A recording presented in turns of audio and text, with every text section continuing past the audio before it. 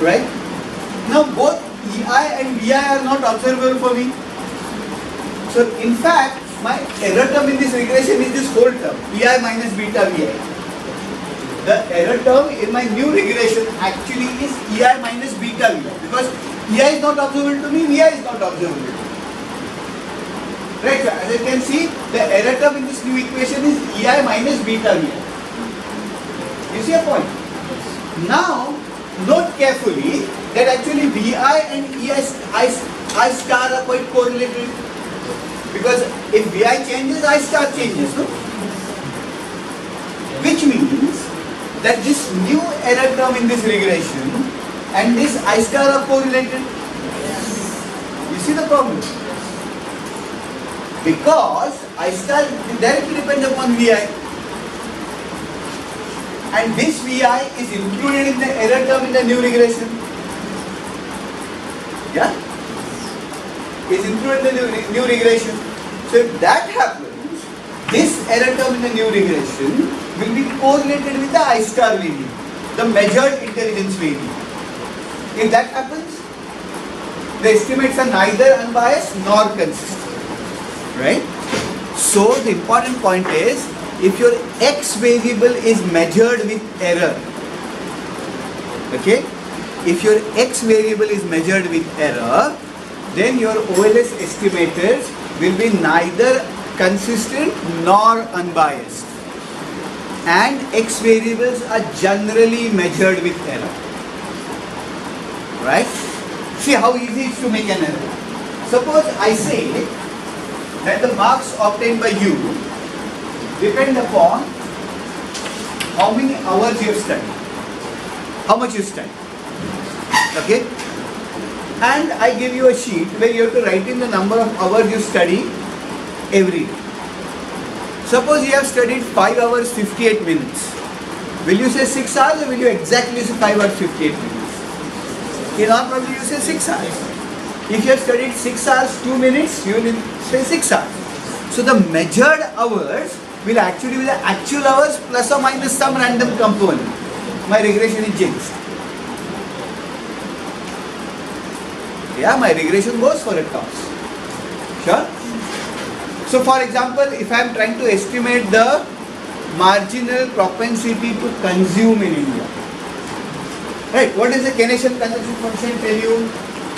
Consumption is alpha plus beta yi plus some ei, some error. That's the Keynesian consumption function. What is beta? Beta is the marginal propensity to consume. So if I took data on consumption expenditure and if I took data on disposable income in the country, then I should be able to in theory estimate beta, the marginal propensity to consume. Everybody knows the marginal propensity to consume, right? But for that, it requires my YI, personal disposable income, to be correctly measured. That is, my GDP figures are required to be correct to the dot. Are GDP figures, is it possible to make GDP figures correct to the dot? You can't, because there are vast errors of measurement in GDP. GDPs are only estimates of what the actual income is. Right? With a lot of income is not counted. So if that happens, you can't get unbiased estimates of GDP. Right? So what I want you to take home from the class today is that it's not enough to take some dependent variables or take some independent variables, put that into a regression and get the values for beta, alphas and betas. You have to think carefully whether you have an omitted variable, whether your X variables are measured correctly, are there any errors of measurement, right? This, if you can't answer these questions properly, then in all probability your regression is not going to turn out to be useful even when a computer will generate a value for it. Even when a computer will generate a value for it. Okay.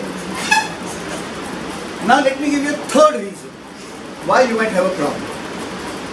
Let me go back to the earlier model that I had.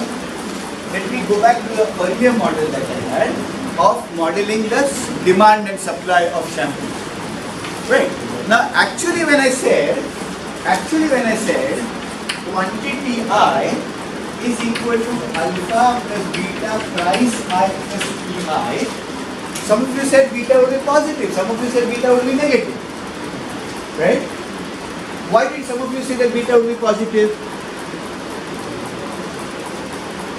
Because you thought that this is actually the supply curve. As price goes up, there will be more quantity. Whereas some of you said that beta is negative, actually said it's a demand curve. Right? Because as price goes up, quantity demanded goes down. Right? So we are not really sure if it is a supply curve or a demand curve. So if you estimate this relationship, beta will turn out to be positive or negative, and you will not know whether it's the demand curve or the supply curve or a combination of both. Right? So in reality, alpha and beta here are not identified. They are not really the parameter of the demand curve or the supply curve. Right? I'll tell you what the big problem here is. So you have Qi is alpha plus beta Pi, and Qi, right? So if this is a demand curve, beta will be negative. The supply curve, theta will be positive. If the demand curve, beta will be negative. The supply curve, theta will be positive. Right? Okay. But do you actually observe the demand curve and the supply curve? What is the demand curve? What do you mean by the demand curve? It's a property of the demand curve. What do you mean by the demand curve? The demand curve is a set of plans that people have in their minds.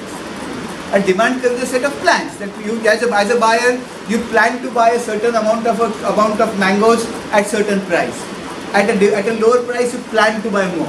So demand curve is actually a set of plans that you have in your mind. What's a supply curve?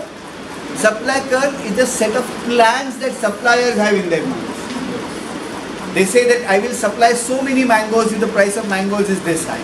If the price of mangoes falls, then I'll supply fewer mangoes. If the price of mangoes goes down even smaller, then maybe it's not even worthwhile to actually pluck all those mangoes. I'm not even going to sell those mangoes. Right? Okay. Right. Now, what do you observe? You obviously these demand curves and supply curves therefore cannot be observed because they are plans in people's minds. Unless you actually put some MRI machines on and you don't really get put MRI machines on people's heads to find out what they are, right? Or right. So what do you actually observe? You observe market outcomes where the demand and the supply curves intersect. The market equilibrium happens when the suppliers' plans and the demand buyers' plans become consistent with each other. If they are not consistent, prices and quantities move to bring them into consistency.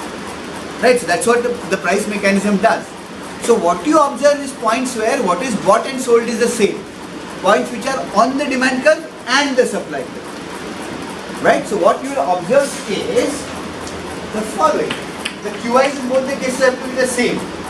So what you will observe is alpha plus beta Pi plus Pi, okay, is equal to gamma plus theta plus Vn. Right? Okay. Now price here is determined in the market and quantity is also being determined in the market. So these two equations are going to determine price and quantity. Those such quantities which are determined from within the model are called endogenous variables. Whereas variables which are determined from outside the model are called exogenous variables. So price and quantity are both endogenous variables. Okay. So what I am now going to do is rewrite this equation so the endogenous variables are on one side and all the other variables on the right hand side. So if I rewrite this equation so the endogenous variables are on one side and all the exogenous variables on the other side, that is called the reduced form of the equation.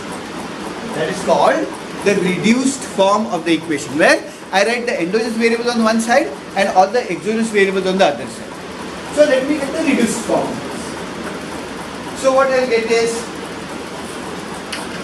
beta Pi minus theta Pi is equal to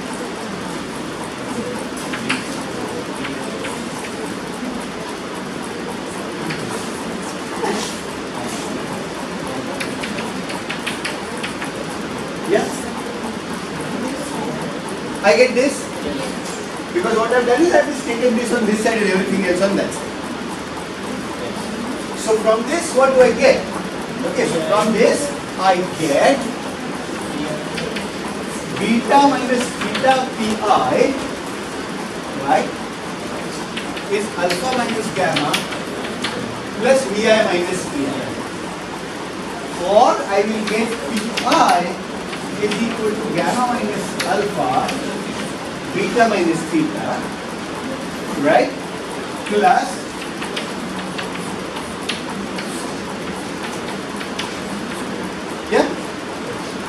right? Now you see something serious. Pi is correlated both with Vi and Ei. You see, Pi depends on both Vi and Ei. So if I just did this equation on its own, I would not get unbiased or consistent estimators because Pi depends upon Ei. If I did just the supply curve, I will not get Pi and Vi. Right? Because Pi here is an endogenous variable, right? And because Pi is an endogenous variable, Vi and Ei are both impacting Pi. So neither the demand curve nor the supply curve can be estimated on their own. I need to think of other methods of doing it. I need to think of other methods. So OLS cannot be used, yeah? So let me repeat the last part. Yeah. Because Pi depends upon Vi and Ei. Because Pi is determined from within the system, it's an endogenous variable. So if I put Vi and Ei, because Pi depends on Vi as well as Ei, Pi is correlated with Ei here, Pi is correlated with Vi here.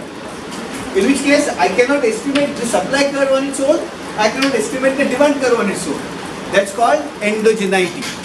Right, so we have three big problems where you cannot use a linear regression model. One is an omitted variable bias. That is when you have excluded an important variable which is correlated with an included variable.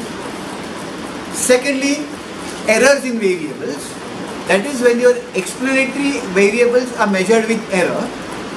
And thirdly, when your explanatory variable is an endogenous variable. That is, it is determined from within the system. Okay. So let me now ask you a question. I am trying to estimate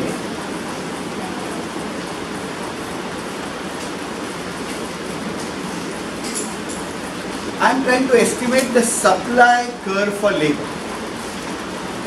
Right? You know that the supply curve for labor, how much, so I am trying to estimate the work participation rates for women.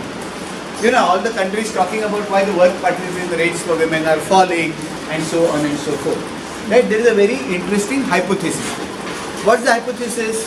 The hypothesis says that as economic development happens, women essentially initially drop out of the labor market and then at later stages of economic development they come back in the labor market. Right? What is the underlying idea?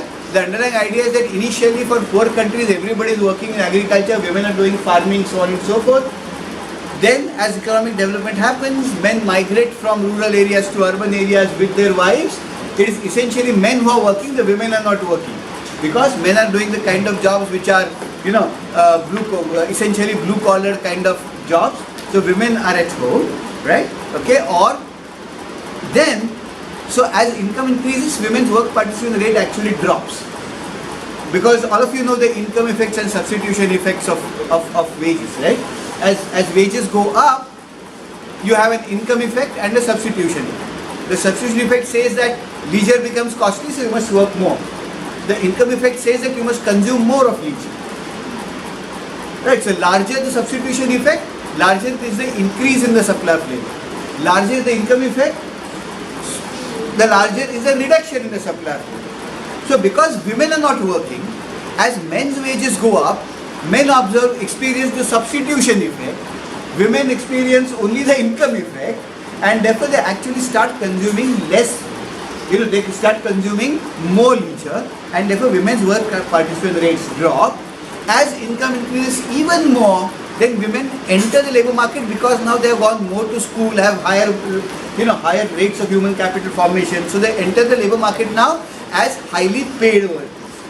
So that's the theory. Right. So suppose I want to understand whether in India women's work participation rates are falling as a function of their incomes.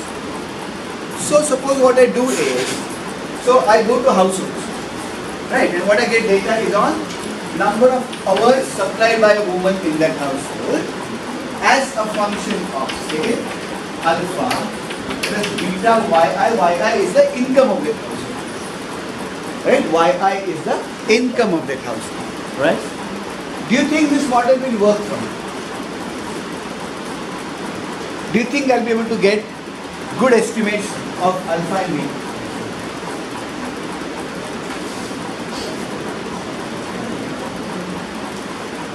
First, let us see if there is an omitted variable. Is there some variable which you have omitted but which is not, which is correlated with an included variable? So can you think of such variable which could be there? That's how one thinks about an econometric model. Doing an econometric model is not equivalent to running a computer regression. It's a lot about thinking about the model. Right? I can, if you give me enough time and if you really challenge me, I can actually train a monkey to run a regression. Okay, you can have your keyboard and different colors, and if you press the first button, you get one banana, two button. Monkeys are smart, they'll catch up that. Right? Okay? So, running a regression is not what an econometrician does. An econometrician is somebody who thinks about the model which is going to be run. So, what we are now going to do is our first steps about thinking about an econometrics model. Even before you have any data, even before you have any computers, any software, right? First is you must get your specifications right. If you don't get your specifications right, your model is going to go for a toss. So let's now do an exercise of getting the specification right.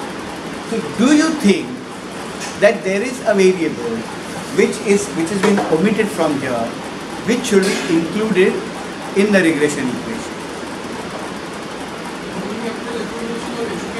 Education levels. So education levels are likely to be correlated with yi. So if I drop it, I'll have a omitted variable. So human capital level. Yes. Anything more? Wages. The classic supply curve. Wages. Right? So plus. Anything else?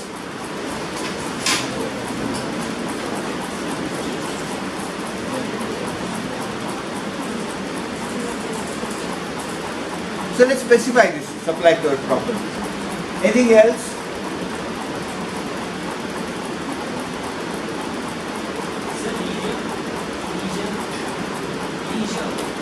Leisure. But leisure is, once you determine how many hours of labor you have supplied, leisure is just the complement. No, 1 minus HI is leisure. So leisure doesn't come into a model.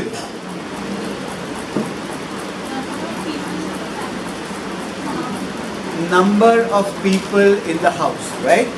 Okay. So why would that be an explanatory variable?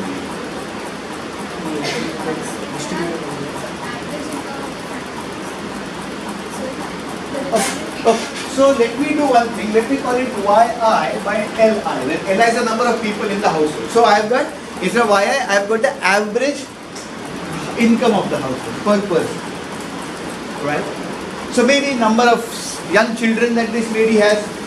So there's a lot of young. If you have 2 young children, then you can't be in the labor market, right? So let me specify this equation here.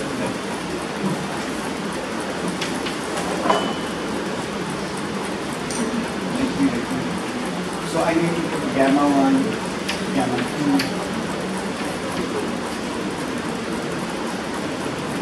Say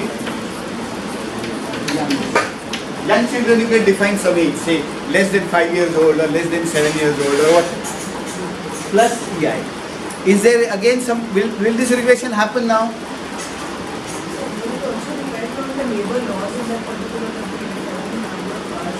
Yeah, but no. She says will it depend upon the labor laws in that country. But what I am collecting is data on women in Mumbai. And the labor laws are common across. So they are not going to explain to me households, intra-households, variation among women in Mumbai. If I am doing it across countries, then yes. age of the woman. Okay. So EI.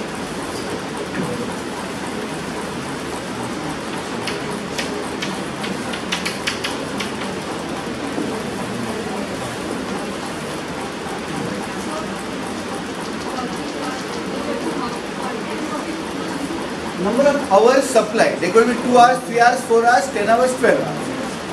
Number of earning members in the family. But that will come in the family income. So will this regression work for me?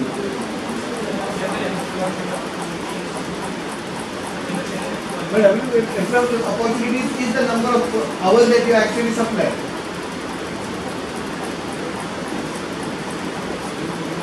That is the demand. We are modeling the supply.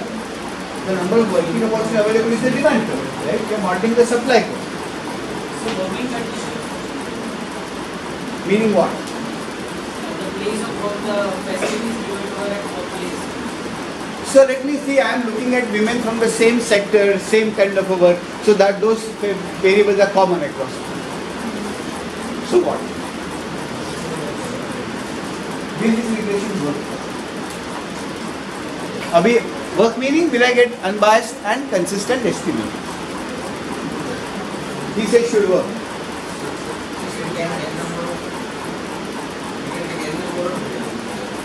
No, actually, you see, you don't really need to add on variables like this, because if you are a good microeconomist, what you will say is women get utility from wages, from leisure. So you have a utility function, you will do a constraint maximization problem, and you will derive a demand curve, as you will soon learn. From Marshallian demand curve, you will realize you can easily derive from an indirect utility function.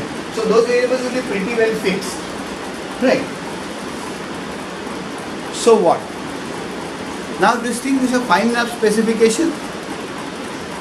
Then there are no problems. Okay, so first set of problems over. Second set of problems, measurement का क्या करेंगे? Measurement का problem आएगा इसमें. किस चीज में आएगा measurement का problem?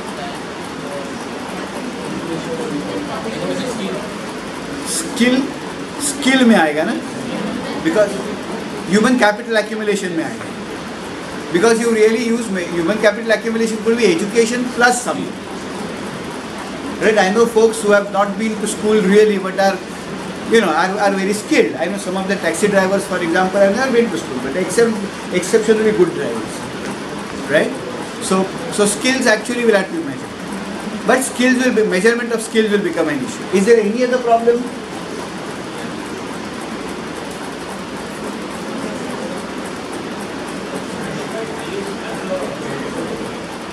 We have put age as a variable.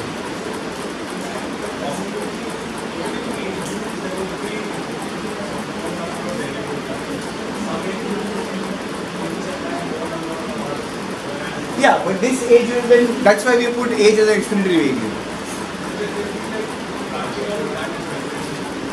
I wonder. Yeah, so in which case that gamma 4 will be positive, no? If I want to get that, then I will find gamma 5 age I square. I get a square, so I can get that.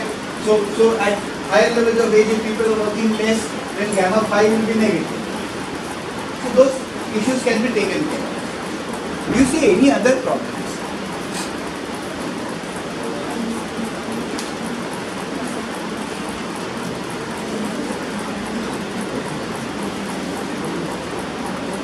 Of course, there could be measurement problems.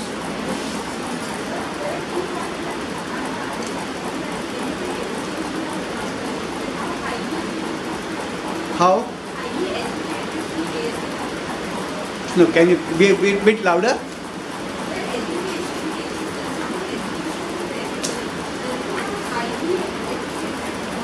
No, it could be years of education.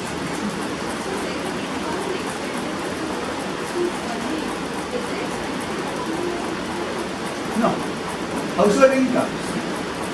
Because expenditure is a decision. Income is an explanatory variable. Education measured by the years of education. So 1, 2, 3, 4, a person who has gone had 70 years of education more educated than a person who has had 1 year of education. Why do we need expenditure?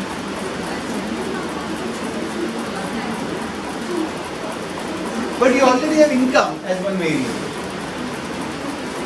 So what it says, if you are wealthier, then you don't, how much you earn determines how much you are going to supply the income. So do you see a problem?